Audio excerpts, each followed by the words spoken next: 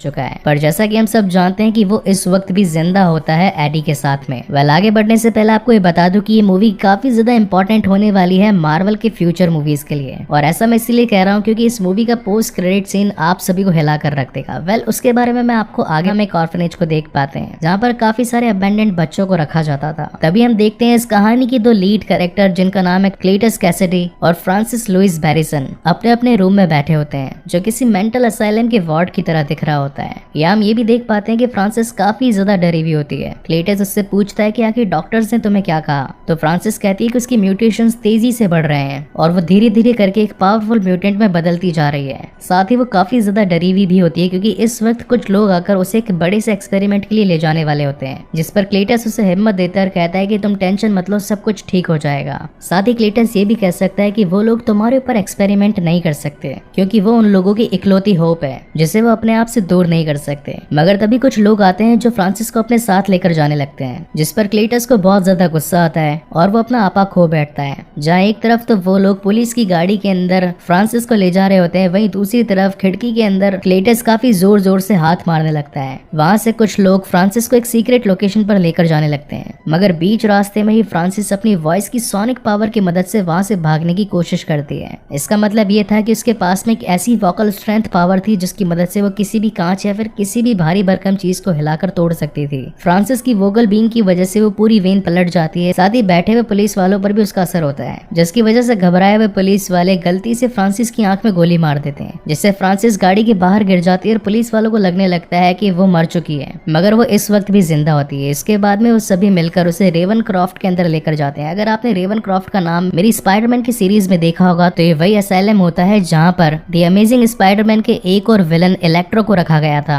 यहाँ पर हम देख पाते हैं कि एक डॉक्टर होती है जो कि फ्रांसिस के ऊपर काफी सारे एक्सपेरिमेंट कर रही होती है। बेसिकली होती तो ये भी कमी नहीं है, मगर इसके बारे में हम आगे बात करेंगे। तभी हम देख पाते हैं कि एक वार्ड बॉय आकर फ्रांसिस को एक न्यूज़पेपर देकर जाता है जिसके अंदर ये खबर छपी होती है कि क्या क्लेटस कैसिडी को मौत की सजा दे देनी चाहिए। दरअसल क्लेटस कैसिडी एक बहुत ही बड़ा सीरियल किलर होता है और कुछ खास एविडेंस न होने की वजह से उसकी डेथ सेंटेंस बीच में ही रुकी हुई थी। और यहाँ पर सबसे ट्विस्ट वाली बात तो ये होती है कि ये आर्टिकल एडी ब्रॉक ने ही छापा होता है, जहाँ पर डॉक्टर फ्रांसिस से ये कहती है कि क्लेटस जैसे लोगों को तो मौत की सजा दे देनी चाहिए। जहाँ पर अगले सीन में हम देख पाते हैं डिटेक्टिव पैट्रिक को जो कि एडी के साथ में बात कर रहा होता है, जहाँ पर एडी पैट्रिक को ये कहता है कि मुझे क्लेटस से कोई भी लेना देना नहीं है, जिस पर पैट्रिक कहता है कि वो सिर्फ और सिर्फ तुमसे बात करना चाहता है। तो रिप्लाई में एडी कहता है कि आखिर मुझ में ऐसी क्या खास बात है जो वो मुझसे ही बात करना चाहता है। तो पैट्रिक ऐसे कहता है कि जरूर कुछ डेड बॉडी से जुड़ी हुई कुछ खास बातें हैं जो वो तुम्हारे साथ में साझा करना चाहता है, तो जाकर उससे एक बार बात जरूर कर लो। जहाँ पर एक सीन में हम देख पाते हैं कि एडी की बॉडी से वैनम बाहर निकलकर पैट्रिक को खाने ही वाला होता है, मगर तभी एडी उससे रोक लेता है, जिसके बाद में वो दोनों ही एक बाथरूम के अंदर चले जाते हैं, जहाँ पर अंदर बैठकर ये दोनों बातचीत कर रहे होते हैं। लेकिन पास ही मौजूद एक लेडी प्लस पैट्रिक उन दोनों की ये बातें सुन रहे थे, जिनके अंदर वैनम एडी को ये बोलता है कि हमें सिटी के अंदर जाकर सिटी को प्रोटेक्ट करना चाहिए और यहाँ पर बैठकर हम सिर्फ और सिर्फ बातें कर रहे हैं। जहाँ पर नॉर्मली देखा जाए तो वैनम यहाँ पर एडी की बेइज्जती कर रहा होता है और उसे बॉटम फीडर कहकर चढ़ाने लगता है, जिस पर एडी उससे कहता है कि वैनम तुम्हें मेरी रेस्पेक्ट करनी चाहिए, मैं तुम्हारा होस्ट हूँ, कम से कम मेरी इतनी तो इज्जत रखो। जिसके बाद में वैनम या फिर कहें एडी क्लेटस कैसिडी से मिलने के लिए मान जाता है। और यहाँ पर अगेन हमें वही वाला सीन दिखाया जाता है जो कि वैनम की फर्स्ट मूवी के पोस्ट क्रेडिट सीन में हमने देखा था, जहाँ पर एक जेल के अंदर एडी ब्रॉक क्लेटस कैसिडी से मिलने के लिए आया होता है। जहाँ पहुंचने के बाद अब उन दोनों के बीच में बातचीत होती है तो एडी उससे पूछता है कि आखिर तुम्हें मुझसे क्या चाहिए, आखिर तुमने मुझे यहाँ पर क्यों बुलाया। तो क्लेटस कहता है कि तुम्हें मेरे फैंस के लिए एक न्यूज को प्रिंट करना है, जिसके बदले में वो उसे एक एक्सक्लूसिव इंटरव्यू देगा, जिस इंटरव्यू में वो एडी को अपने सारे राज बताएगा कि आखिर उसने जितने भी कत्ल किए उनके पीछे का राज क्या था। तो एडी उससे पूछता है कि आखिर इस पूरे काम के लिए मैं ही क्यों। जवाब में क्लेटस कहता है कि आई लाइक यू। जिसके बाद के अंदर क्लेटस उसे एक न्यूज प्रिंट करने के लिए कहता है, जिसके अंदर बेसिकली वही बातें लिखी होती है जो फ्रांसिस ने कुछ दिन पहले ही पढ़ी होती है। जिसके वहां से एडी निकलने लगता है, मगर तभी वहाँ पर क्लेटस उसे रोक लेता है और उसका ध्यान दीवार पर बनी हुई कुछ आकृतियों पर कर देता है, जिसके अंदर एक कैथेड्रल भी होता है, जिसमें कुछ मैसेजेस भी लिखे हुए होते हैं, जिसमें लिखा हुआ होता है to the Stephen was given between the suffering. वहाँ पर कुछ ग्रेव्स यानी कि कुछ कब्र भी बनी हुई होती है, जिसे देखकर वहाँ से एडी निकल जाता है। जाते जाते क्लेटस एडी से कहता है कि मुझे भूल मत जाना। बाहर आते ही पैट्रिक उससे पूछता है कि आखिर अंदर क्लेटस ने तुम्हें क्या बताया, जिस पर एडी उसे कहता है कि अभी तक तो उसने कुछ भी नहीं बताया, मगर मेरी कार्यवाही उस पर जारी है और वैसे भी ऐसी चीजें पता करने में तो थोड़ा टाइम तो लगता ही है। जिसके बाद में वहाँ से एडी अपनी बाइक पर बैठकर निकल जाता है। अब यहाँ पर वैनम घर पर आकर एडी को दीवार पर बने हुए सारे इंसिडेंट्स या फिर गए तो सारे डायग्राम्स को डिकोड करने में मदद करता है और उसे बीच की एक लोकेशन बताता है, जहाँ पर क्लेटस ने सारी डेड डेड बॉडीज को छुपा कर रखा था। जिसके बाद में नेक्स्ट डे काफी सारे पुलिस ऑफिसर्स उसी लोकेशन पर पहुंचते हैं जहाँ पर उन्हें काफी सारी डेड बॉडीज मिलती है जिन्हें की क्लेटस ने मारा होता है। जिसके बाद में कई दूसरे सारे रिपोर्टर्स आकर एडी से बातचीत करने लगते हैं और उससे पूछते हैं कि क्या क्लेटस से तुम्हारी दोस्ती हो चुकी है जिस वजह से उसने तुम्हें ये सारे राज बताए कि उसने अपने मारी हुई सारी डेड बॉडीज को कहाँ पर छिपा कर रखा था, क्योंकि उससे अभी तक सिर्फ और सिर्फ तुम ही मिले हो और तुम्हारे मिलने के बाद ही हमें ये सारी इन्फॉर्मेशन मिल पाई है। हालांकि जब ये इंटरव्यू ऑनलाइन टीवी पर आ रहा होता है तो पैट्रिक उसे देखकर काफी ज्यादा गुस्सा होता है, क्योंकि इसके बारे में एडी ने उसे नहीं बताया था और डायरेक्ट इतनी बड़ी खबर देखकर तो उसे शॉक लगना ही था। जहाँ पर अब सबूत मिल जाने की वजह से क्लेटस को मौत की सजा भी सुना दी जाती है। बेसिकली अब तो ये खबर हर जगह फैल चुकी होती है। साथ ही फ्रांसिस को भी इस खबर के बारे में पता चल जाता है, जिसे पता चलने के बाद तो फ्रांसिस काफी ज्यादा टूट जाती है। जहाँ पर क्लेटस को भी ये लगने लगता है कि एडी ने उसे धोखा दिया है और इसके लिए वो एडी को दोषी ठहराता है, क्योंकि इस खबर के छपने की वजह से रातों रात एडी फेमस हो जाता है। अब आगे वेनम एडी से कहता है कि हम लोग मिलकर दुश्मनों का खात्मा करेंगे। साथ ही वेनम एडी से ये भी कहता है कि वो मुर्गियां खा कर अब थक चुका है और अब वो इंसान को खाने के लिए बेकरार है। जिसके रिप्लाई में एडी कहता है कि हम ऑलरेडी क्लेटस के केस में उलझे हुए हैं, हमें और कोई रिस्क नहीं लेना चाहिए और अगर किसी भी शख्स की मौत हुई या कोई भी शख्स गायब हो गया तो FBI का सीधा शक हम पर ही जाएगा, इसलिए इस वक्त हम कोई भी मुसीबत मोल नहीं ले सकते। बट अगेन उन दोनों के बीच में तू में स्टार्ट हो जाती है, जहाँ पर वेनम एडी को गालियां देने लगता है तो वहाँ पर एडी से कहता है कि प्लीज मेरी रेस्पेक्ट तो किया करो। जहाँ पर नेक्स्ट सीन में हम देख पाते हैं कि एडी मिलने के लिए मिसेस चैन के पास में जाता है और वहाँ से वो एक पोल्ट्री फार्म जाता है, जहाँ पर वेनम आकर सीधा मुर्गियों को खाने लगता है। अब यहाँ से अपनी पेट पूजा कर लेने के बाद में ये दोनों वहाँ से जा ही रहे होते हैं कि तभी रास्ते में एक गुंडा एक औरत को छेड़ रहा होता है और उससे पैसे लेकर वहाँ से भागने की कोशिश करता है, जिसमें एडी वेनम को उस फचड़े में ना पड़ने के लिए बोलता है, मगर वेनम उसकी बात नहीं सुनता और वो उस गुंडे को पकड़कर खाने की कोशिश करता है। जहाँ पर एडी उसे रिक्वेस्ट भी करता है कि प्लीज ऐसा मत करो, जिस पर वेनम उस गुंडे को छोड़ देता है और वहाँ से अब ये दोनों जाने लगते हैं। तभी अचानक एन का कॉल एडी को आता है और वो उसे मिलने के लिए बुलाती है, जिस पर एडी भी अब उससे मिलने के लिए राजी हो जाता है। जहाँ पर अब इन दोनों की मुलाकात होती है, मगर उस वक्त भी वेनम एडी के साथ में अपने अंतर मन में बातें कर रहा होता है, लेकिन कहीं ना कहीं एन को भी ऐसा पता लग ही रहा था कि वो अपने अंतर मन से बात कर रहा है, इसलिए वो उससे पूछती है कि क्या वेनम इस वक्त भी तुम्हारे साथ में, जिस पर एडी कहता है कि नहीं वेनम तो मर चुका है। यहाँ पर एन एडी को बताती है कि उसकी और डैन की एंगेजमेंट हो चुकी है। ये देख हालांकि एडी थोड़ा सा इमोशनल तो हो ही जाता है, मगर तभी कहानी में ट्विस्ट तब आता है जब एन एडी से कहती है कि हे वेनम कैसे हो, मैं जानती हूँ कि तुम इस वक्त भी एडी के अंदर ही हो, प्लीज एडी का ख्याल रखना। जिसे सुनने के बाद तो एडी थोड़ा सा हक्का बक्का हो जाता है और वहीं से अपनी डुकाटी बाइक पर बैठकर घर के लिए निकल जाता है। जहाँ रास्ते में वेनम उससे कहता है कि तुम्हें इन छोटी छोटी बातों पर दुखी नहीं होना चाहिए, हम बड़े कामों के लिए बने हैं। जिसके रिप्लाई में एडी कहता है कि तुम्हें कभी प्यार नहीं हुआ इसलिए तुम मेरी बातों या फिर फीलिंग्स को नहीं समझ सकते। जहाँ पर सीन शिफ्ट होता है अगले दिन की तरफ, जहाँ पर खुद ही वेनम अपना खाना पका रहा होता है। साथ ही यहाँ पर वेनम एडी को एक तगड़ा नाश्ता करने के लिए कहता है, क्योंकि अगर जब तक एडी नहीं खाएगा तब तक वेनम को भी कुछ नहीं मिलेगा। जिसके बाद में वो देख पाते हैं कि उनके पास में एक लेटर आया होता है। उस लेटर में ये लिखा होता है कि क्लेटस ये बता रहा होता है एडी को कि तुम्हारी वजह से मुझे मौत की सजा मिली है। साथ ही वो अपनी पुरानी काली करतूतों के बारे में भी उसमें लिखकर बताता है कि अगर वो पैदा ना होता तो उसकी ग्रैंड मदर को कौन मारता, साथ ही उसकी मॉम को बाथटब के अंदर कौन ढकेलता। इसका मतलब ये था कि क्लेटस कैसिडी ने खुद अपने परिवार वालों तक को नहीं छोड़ा था। आगे क्लेटस ये भी बताता है कि ये सब कुछ होने के बाद में उसके डैड ने उसे एक ऑर्फनेज में भेज दिया, जहाँ के बच्चे भी उसे मारते थे। फिर उसकी मुलाकात फ्रांसिस से हुई, जो कि एक म्यूटेंट थी जिसके पास में वोकल सोनिक पावर थे, और दोनों के बीच में एक अच्छी दोस्ती हो गई, जहाँ पर अब वो दोनों ही एक दूसरे को पसंद करने लगे थे। आगे लेटर में ये लिखा होता है कि वो बस आखिरी बार एडी से मिलना चाहता है, जिस पर अब एडी भी उससे मिलने के लिए एग्री कर जाता है। वहीं पर नेक्स्ट सीन में हम देख पाते हैं कि एडी उससे मिलने के लिए जेल में जाता है, जहाँ पर क्लेटस उसे बताता है कि वो हमेशा से एक परिवार के लिए तरसता रहा। जिसके रिप्लाई के अंदर एडी कहता है कि हाँ, अपनी ग्रैंड मदर और साथ ही अपनी मॉम को मारकर ये रिश्ता निभाना तो काफी अलग बात है। जहाँ पर क्लेटस उसे ये कहता है कि अगर मुझे मौत की सजा हुई तो मेरी मौत के जिम्मेदार तुम ही होगे, और साथ ही ये भी कहता है कि एडी तुम इंसानियत के नाम पर एक कलंक हो। बेसिकली ये एक चाल होती है जहाँ पर क्लेटस एडी को गुस्सा दिलाने की कोशिश करता है, जिससे कि वेनम को भी धीरे धीरे उस पर गुस्सा आने लगता है और फिर वो एडी के पीठ से निकलकर क्लेटस को मारने लगता है। मगर चालाक क्लेटस उसके हाथ को पकड़कर वहीं पर बाइट कर जाता है, मगर उसी वक्त वहाँ का गार्ड आकर इन दोनों को लड़ने से छुड़वा देता है। जिसके बाद में एडी तो वहाँ से निकल जाता है, लेकिन क्लेटस उससे कहता है कि उसने पहले भी खून को चखा है, मगर तुम्हारा ब्लड बिल्कुल अजीब है। साथ ही हम ये भी देख पाते हैं कि क्लेटस ने जब एडी को काटा था तो उसका छोटा सा सिम्बियोट का एक टुकड़ा क्लेटस के पास ही रह जाता है, और अब यही रीजन होता है कार्नेज के जन्म का। जिसके बाद में नेक्स्ट सीन में हम देख पाते हैं कि एडी अपने घर पहुंच जाता है, जहाँ पर वेनम उससे माफी मांग रहा होता है कि उसे ऐसा नहीं करना चाहिए था। जहाँ पर एडी वेनम से कहता है कि तुम्हें अपने आप पर कंट्रोल होना चाहिए, अगर तुमने कैसिडी को मार दिया होता तो उसकी मौत का इल्जाम सीधा मुझ पर आता, जिसके बाद में काफी बड़ा इशू क्रिएट हो सकता था। जिसके बाद में तो हम इन दोनों के बीच में एक भसड़ हो जाती है और दोनों ही आपस के अंदर एक दूसरे को बुरा भला कहने लगते हैं। कोई कहता है कि मैं तुम्हें झेल रहा हूँ, कोई कहता है कि मैं तुम्हें झेल रहा हूँ। जिसके रिप्लाई में वैनम एडी से कहता है कि तुम पहले एक लूजर हुआ करते थे, तुम्हें आकर मैंने बचाया, एक नई जिम्मेदारी, एक नई पहचान पकड़ाई, और जब से क्लेटस का ये केस तुम्हारे हाथ में आया तुम तो मानो फेमस हो चुके हो। जिसकी वजह से एडी को काफी ज्यादा गुस्सा आता है और वो वैनम को यहाँ से चले जाने के बारे में कहता है, जिसकी वजह से अब वैनम को भी काफी ज्यादा गुस्सा आ जाता है। वो घर में पूरी तरीके से तोड़ फोड़ मचा देता है और फाइनली एक ऐसा मोमेंट आता है जब वैनम वहां से एडी का शरीर छोड़कर निकल जाता है, जहाँ से जाते वक्त वो एडी की बाइक को भी तोड़ देता है। वहीं पर नेक्स्ट सीन में हम देख पाते हैं क्लेटस कैसिडी को, जिसे कि अब डेथ सेंटेंस के अकॉर्डिंग मौत का फरमान सुना दिया गया था और अब उसे इंजेक्शन देकर जान से मारने ही वाले होते हैं। मगर तभी उस इंजेक्शन और बॉडी में हुए रिएक्शन की वजह से उस छोटा सिम्बियोट का टुकड़ा क्लेटस की बॉडी से कनेक्ट कर जाता है और धीरे धीरे एक और नए सिम्बियोट का जन्म होता है, जैसे कि एज ऑलवेज हम जानते हैं दी कार्नेज। जिसके बाद में अब कार्नेज अपने फुल फॉर्म में आ जाता है, जिसे देखकर लोग काफी ज्यादा डर जाते हैं और वहां से चिल्लाकर भागने की कोशिश करते हैं। यहाँ पर हम ये भी देख पाते हैं कि कार्नेज साइज में बड़ा, काफी दिखने में भयानक और बहुत ज्यादा शक्तिशाली बन चुका है। जिसके बाद में वहाँ पर कार्नेज जेल के पुलिस वालों को खा जाता है और कैदी को वहां से छुड़वा कर निकाल देता है। जहाँ अगले सीन में हम एडी को देख पाते हैं जो कि टीवी देख रहा होता है। वहाँ पर उसे ये भी पता चलता है कि क्लेटस कैसिडी अभी अभी जेल से फरार हो चुका है। ये देख एडी काफी ज्यादा हैरान और परेशान हो जाता है। तभी वहाँ पर एडी से मिलने के लिए पैट्रिक आता है और इस पूरे कांड का जिम्मेदार एडी को ठहराता है। तो उसके जवाब में एडी कहता है कि वैसे भी मुझे इस बारे में कुछ नहीं पता कि आखिर वहाँ से क्लेटस भागा कैसे, तुम इसका जिम्मेदार मुझे नहीं ठहरा सकते। जिसके रिप्लाई में पैट्रिक कहता है कि उसने सिर्फ और सिर्फ तुमसे मुलाकात करी थी, हो सकता है कि उसे वहाँ से रिहा करने में तुम्ही ने कुछ न कुछ तिकड़मबाजी बिठाई हो। वहीं पर अगले सीन में हम देख पाते हैं कि वैनम धीरे धीरे करके बॉडीज को रीचेंज कर रहा होता है, क्योंकि उसे अपने हिसाब की कोई कंपैटिबल बॉडी नहीं मिल पा रही होती है। आगे वो एक लड़की को पजेस्ट कर लेता है और फिर एक पार्टी में चला जाता है, जहाँ पर सभी लोग कॉस्ट्यूम पहने हुए होते हैं, या फिर कह सकती हैं कि एक हैलोवीन पार्टी जैसा माहौल हो चुका होता है, जहाँ पर सभी लोगों को लगता है कि वैनम ने भी एक खुद का एक कॉस्ट्यूम पहन रखा है और वो काफी ज्यादा बड़ा और स्मार्ट लग रहा है, इसलिए सभी लोग उसकी तारीफ करने लगते हैं। वहीं दूसरी ओर हम कैसिडी को देख पाते हैं जो कि कार चुरा कर भाग रहा होता है। अब जिस तरीके से वैनम एडी से बात किया करता था, उसी तरीके से कार्नेज यहाँ पर कैसिडी से बात करने लगता है और कहता है कि इस दुनिया यानी कि इस अर्थ पर सिर्फ और सिर्फ अभी एक ही सिम्बियोट है जो कि है वैनम, और अगर ये दोनों मिलकर वैनम को खत्म कर देते हैं तो पूरी दुनिया पर सिर्फ और सिर्फ इन्हीं का ही राज होगा। जिस पर कैसिडी कहता है कि सबसे पहले तो उसे अपने पार्टनर यानी कि फ्रांसिस को छुड़वाना होगा, क्योंकि वो उससे काफी ज्यादा प्यार करता है। तो फाइनली इस बात को सुनकर कार्नेज भी उसके साथ एग्री करता है और इसी के साथ इन दोनों की डील हो जाती है। वहीं पर सीन शिफ्ट होता है वैनम की तरफ, जो कि उस पार्टी के अंदर काफी ज्यादा मजे कर रहा होता है, टास्क कर रहा होता है, कंपटीशन के अंदर जीत भी चुका होता है। हालांकि वहां पर वैनम एक स्पीच भी देता है, लेकिन अंदर ही अंदर कहीं ना कहीं एडी को मिस भी कर रहा होता है। वहीं दूसरी ओर एडी उस ऑर्फनेज में पहुंचता है जहां पर कभी क्लेटस कैसिडी रहा करता था,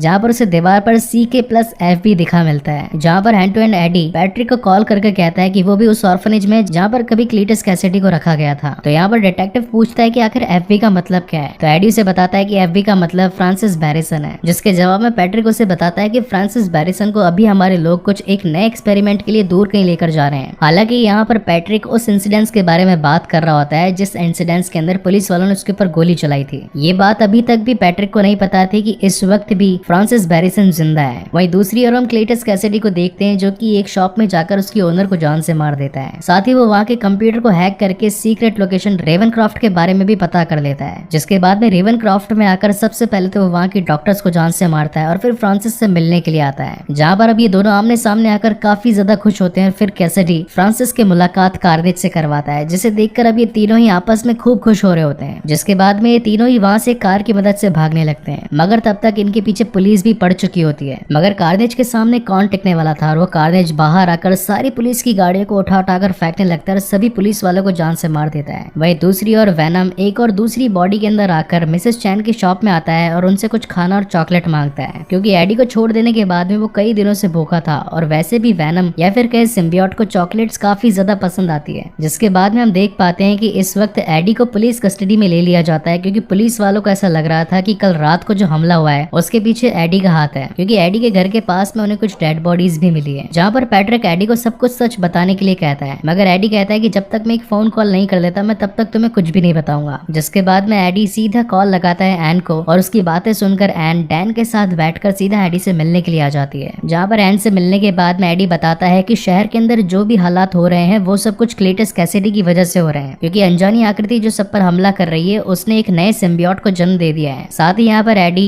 एन को ये भी बताता है कि वो और वैनम अब साथ में नहीं है, और इसी वजह से एडी यहाँ पर एन को रिक्वेस्ट करता है कि वो जाकर वैनम को ढूंढ ले, क्योंकि वैनम ही कार्नेज को हरा सकता है। अब वैसे भी एन को तो पता ही था कि मिसेस चैन को वैनम के बारे में सब कुछ पता है, इसलिए वो जाकर सीधा उनसे मिलती है और पूछती है कि क्या आपको वैनम के बारे में कुछ पता है। मगर यहाँ पर प्लॉट ट्विस्ट तो ये होता है कि वेनम तो खुद ही मिसेस चैन की बॉडी के अंदर छुपा हुआ होता है और साथ ही वो एन को ये भी कहता है कि वो इस वक्त एडी से काफी ज्यादा नाराज है। तब वहाँ पर एन वेनम से रिक्वेस्ट करती है कि एडी को उसकी जरूरत है, जाकर उसकी मदद करो। ये सब सुनने के बाद वेनम फाइनली एडी से मिलने के लिए तैयार हो जाता है। आगे हम कहानी के अंदर क्लीटस कैसिडी प्लस फ्रांसिस को देखते हैं जो कि पूरे शहर के अंदर तबाही मचाते हुए घूम रहे होते हैं, जहाँ पर क्लीटस की बॉडी से निकलकर कार्नेज कहता है कि उसका अगला शिकार वेनम है, यानी कि एडी। जहाँ पर नेक्स्ट सीन में हम देख पाते हैं कि वेनम या फिर कहें एन मिलने के लिए आए होते हैं एडी से, जिसके बाद में ये तीनों वहाँ से कैसे तैसे करके निकलकर भाग जाते हैं। जहाँ पर रास्ते में आगे जाते वक्त वेनम एडी को उससे माफी मांगने के लिए कहता है, तो फाइनली एडी भी वेनम से माफी मांग ही लेता है। अगले सीन में हम देख पाते हैं कि पैट्रिक रास्ते से कहीं जा रहा होता है, मगर तभी उसे वहाँ पर रास्ते में क्लीटस दिखता है, जिसके बाद में वो कार से उतरकर सीधा क्लीटस पर शूट कर देता है। मगर तभी उसकी बॉडी से कार्नेज बाहर आता है और वो पैट्रिक को पकड़ लेता है। वहीं दूसरी ओर फ्रांसिस पहुंचती है एडी के घर पर, जहाँ पर उसे एन के लिए रखी हुई रिंग मिलती है और वो उसे लेकर वहाँ से निकल जाती है।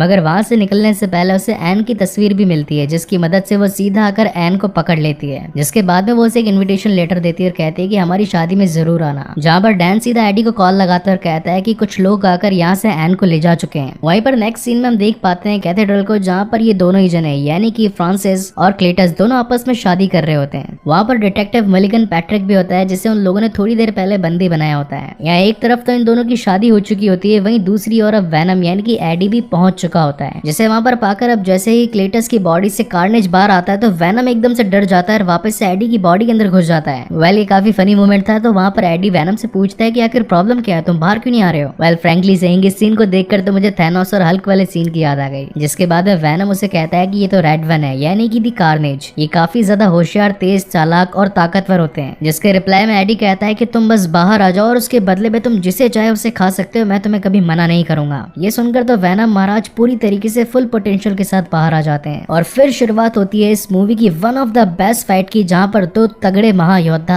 आपस में भिड़ जाते हैं। ये दोनों ही आपस में एक दूसरे को हराने की कोशिश करते हैं, प्लस एक दूसरे पर हावी होने की भी पूरी कोशिश करते हैं। जहाँ पर हम देख पाते हैं कि कार्नेज तो वेनम को उठा कर धो रहा होता है। यहाँ पर हालांकि कार्नेज और फ्रांसिस के बीच में बातें भी हो रही होती है, लेकिन हम यहाँ पर देखते हैं कि जो फ्रांसिस है उसके पास में सोनिक बीम पावर होती है, इसलिए वो जोर जोर से चला रही होती है, जिसकी वजह से कार्नेज को थोड़ी बहुत प्रॉब्लम हो रही होती है। क्योंकि हम ये बात जानते हैं कि symbiotes extreme heat plus full potential sound को ज्यादा सहन नहीं कर पाते हैं, जिसका एक नमूना हमने स्पाइडरमैन 3 में देखा था, जहाँ पर स्पाइडरमैन ने वेनम को स्टील के डंडों के बीच में रखकर पेल दिया था। वहीं पर वेनम वाली मूवी के अंदर हमने देखा कि एक्सट्रीम हीट से राइट पूरी तरीके से मारा गया था। तो उसी को ध्यान में रखते हुए डैन यहाँ पर केरोसिन कार्नेज के ऊपर डालने लगता है। साथ ही वहाँ पर कैथेड्रल में एक बड़ा सा घंटा भी होता है जो कि बजने लगता है। सच कहूँ तो यहाँ पर मुझे इन दोनों ही मूवीज की याद आ गई, या फिर कह सकते हैं कि इस मूवी ने उन दोनों ही सीन्स को कोलैब करने की काफी अच्छी कोशिश करी है। जहाँ पर हम देख पाते हैं कि घंटे की आवाज से दोनों ही सिम्बियोट अपने होस्ट की बॉडी से बाहर आने लगते हैं, लेकिन बाद में जब कैसे तैसे साउंड शांत होता है तो ये वापस से सिम्बियोट्स अपनी होस्ट की बॉडी में आते हैं, जहाँ पर कार्नेज एन को लेकर कैथेड्रल के सीधा टॉप पर पहुंचने लगता है। लेकिन इस वक्त तक वेनम की बॉडी पर काफी ज्यादा पत्थर गिर चुके होते हैं, इसलिए वो वहां तक पहुंच नहीं पा रहा होता है। साथ ही वो एडी से ये भी कहता है कि इस बार की ये जंग हम नहीं जीत सकते हैं, क्योंकि कार्नेज मुझसे काफी ज्यादा ताकतवर है। वहीं दूसरी ओर कार्नेज वहां पर फ्रांसिस को भी पकड़ता है और उसका मुंह बंद रखने के लिए कहता है, क्योंकि उसका साउंड कार्नेज को काफी ज्यादा परेशान कर रहा होता है। अब हालांकि यहाँ पर कार्नेज की पकड़ काफी ज्यादा तेज होती है, जिसकी वजह से वहाँ पर फ्रांसिस का दम घुट जाता है और वो वहीं पर गिर जाती है। जिसके बाद में वो सीन देखकर कैसिडी को गुस्सा आता है और वो कार्नेज को अपनी बॉडी से दूर हटने के लिए कहता है। लेकिन अब जैसा कि कार्नेज का पूरा कंट्रोल कैसिडी की बॉडी पर होता है, तो वो उसे डिटैच नहीं करने देता। जहाँ पर ये सारा सीन वेनम भी देख रहा होता है और वो एडी से कहता है कि देखो कार्नेज का कंट्रोल कैसिडी पर नहीं है। जहाँ पर एडी वेनम से कहता है कि सिर्फ और सिर्फ हम ही एक परफेक्ट मैच है, हमारे अलावा और कौन सा परफेक्ट मैच हो सकता है। जिसे सुनकर तो वेनम महाराज को और भी ज्यादा जोश आ जाता है और वो फाइनली अब कार्नेज पर धावा बोल देता है। जहाँ पर ये अब दोनों ही काफी ज्यादा ऊंचाई पर पहुंच चुके होते हैं। अब एक तरफ तो यहाँ कार्नेज के हाथ में एन होती है, वहीं पर वेनम के हाथ में एक रॉड होती है जो कि वो सीधा कार्नेज के सर में घुसा देता है, जिसकी वजह से एन सीधा जमीन पर गिरने लगती है। मगर सही वक्त पर आकर वेनम उसे बचा लेता है। लेकिन उस वक्त तक वहाँ पर कार्नेज भी पहुंच चुका होता है और अपने स्पाइक्स को उसके अंदर घुसेड़ रहा होता है। तब यहाँ पर दोनों ही सिम्बियोट आपस में बातें करते और कहते हैं कि हम में से दोनों में से एक को तो मरना ही होगा। और साथ ही यहाँ पर मूवी का वो one of the best dialogue भी मारता है, Venom let there be carnage. लेकिन इस वक्त तक यहाँ पर फ्रांसिस भी जाग जाती है, तो वेनम फ्रांसिस को सोनिक साउंड निकालने के लिए कहता है, मगर तब तक कार्नेज उसे जोरदार धक्का दे देता है, जिसकी वजह से नीचे गिरते वक्त वहाँ पर फ्रांसिस काफी जोर से चिल्लाती है, जिसकी वजह से सोनिक साउंड की मदद से कैथेड्रल की सारी दीवारें टूटना शुरू कर देती है। और साथ ही इतनी बड़ी सोनिक साउंड की मदद से इन दोनों के सिम्बियोट्स भी होस्ट से अलग हो जाते हैं। हैं, जिसके बाद में कैथेड्रल का बहुत ही बड़ा घंटा आकर जमीन पर गिरने लगता है, जिसके नीचे पड़ी होती है फ्रांसिस। मगर तब तक वैनम अगेन आकर डैन, एडी, एन और साथ ही फ्रांसिस को बचा लेता है। जहाँ दूसरी तरफ हम देख पाते हैं कि कैसिडी से कार्नेज पूरी तरीके से अलग हो चुका है, जहाँ पर अगेन कार्नेज जाकर कैसिडी से मिलने की कोशिश करता है, मगर तब तक वैनम आकर उसे खा जाता है और फिर आकर डायरेक्ट कैसिडी को पकड़ लेता है, जिसके बाद में वैनम कैसिडी को भी जान से मार देता है और उस वक्त तक वहाँ पर पुलिस भी आ चुकी होती है। जिसके बाद में फाइनली ये सारे खतरे टल जाते हैं और अब एक हैप्पी एंडिंग हो जाती है, जहाँ पर एडी डैन को कहता है कि तुम एन को अपने साथ में ले जाओ। लेकिन साथ ही हम ये भी देख पाते हैं कि उस हादसे के अंदर पैट्रिक बच चुका होता है और इसी के साथ ये मूवी खत्म होती है। और अब आती है इसके पोस्ट क्रेडिट सीन की बात, जहाँ पर हम देख पाते हैं कि वैनम और एडी एक किनारे के पास बैठे होते हैं, मगर तभी सीन शिफ्ट हो जाता है एक रूम की तरफ, जहाँ पर एडी बेड पर सो रहा होता है। वैनम उससे बात करता है कि क्या हम दोनों को एक दूसरे से कुछ राज छिपाने चाहिए, मगर तब एडी कहता है कि हम सभी का एक पास्ट होता है। तब वहाँ पर वैनम कहता है कि मैं तुम्हें कुछ बताना तो चाहता हूँ, लेकिन अगर मैं तुम्हें बताऊंगा तो तुम्हारा दिमाग फट जाएगा, क्योंकि ऐसी काफी सारी बातें हैं जो मैं जानता हूँ और मैं तुम्हें बताना चाहता हूँ, लेकिन ये काफी ज्यादा कॉम्प्लिकेटेड है।